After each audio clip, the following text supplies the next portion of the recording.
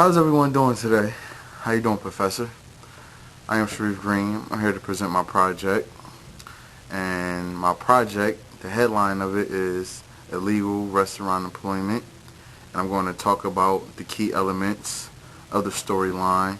And then I'm going to talk about how it relates to an HR manager. And I'm going to present that within this presentation. So keep your ears and keep your eyes glued on to me.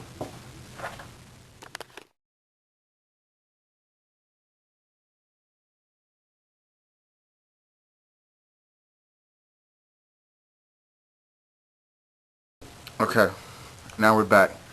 Now we're going to talk about the Obama administration has replaced immigration raids at factories and farms with a quieter enforcement strategy, sending federal agents to secure company records for illegal immigration workers, which meaning that Obama, our president of the United States, is doing something to prevent illegal people working in the workplace, because it's not only just people that's foreign. It could be people in the United States that's still working, without the proper documents, because that's all it really is that you're working without the proper documents, probably getting paid under the table and working and taking a short for what, you really could be getting paid more for. And that's what the immigrations is doing, coming over here, taking jobs and leaving people that are trying to get a job out of a job because they're illegally working.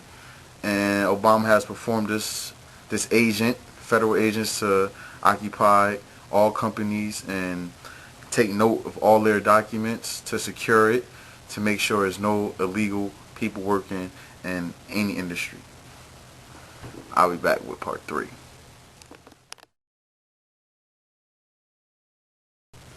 Okay, now we're going to talk about, in the hospitality industry, which industry or branch you want to say is most likely to have illegal employment. And the facts is stating restaurants.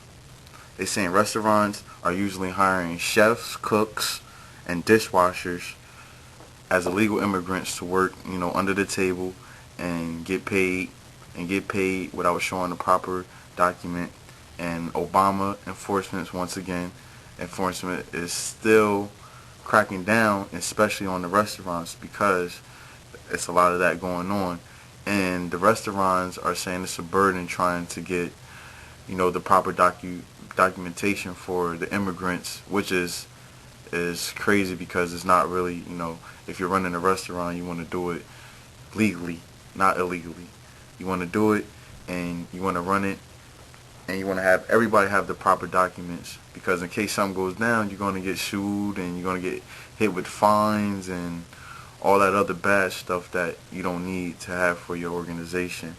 So in the industry, restaurants is the most key ones where the federal enforcement is going in and observing all the documents for illegal immigration.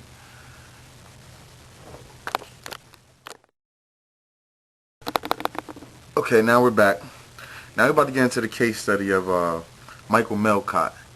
In April 2010, Michael Melcott, the chef of a popular bakery in San Diego, was indicted on 12 criminal counts of harboring illegal immigrants. The government is seeking to seize his bakery. He has pleaded not guilty. And the Maryland owner of the 2 restaurants, George Agronatsky, he pleaded guilty last month of criminal charges of harboring at least 24 illegal immigrants. He's agreed to forfeit more than $734,000. Now, this is why Okay, now I'm about to get into the key elements. I know you see the change of background. Now I'm in my room. I just got kicked out of the other room, but whatever. Now I'm about to get into the key elements of this story. Well, Michael Melcott, he owned the bakery. He had a bakery, and he had it for a couple of years, 7 years, and I guess he just felt like hiring regular citizens will get him more money, will cost him more money to have them work in his bakery. So instead, he takes it upon himself to hire immigrants, and not only one, not only two, not only three, but 42 of them. to work at a bakery. So his bakery was a pretty good size, and he was making a lot of money, and he was paying them under the table. They was working for pretty much next to nothing. They didn't have the right documentation to even be working, period, in the United States. And once you're caught, once these guys are caught in these raids, they're not deported all the time, but they're just fired and they could go find work elsewhere, because the Obama federal administration is not even really doing their job, because they're not deporting these citizens. Because if they can go get one job at a bakery, they can go get another job somewhere else, and somewhere else, and somewhere else, and it's still cutting through the United States citizens who live here, who's trying to make a way for their family and make a way for whatever life that they're going through.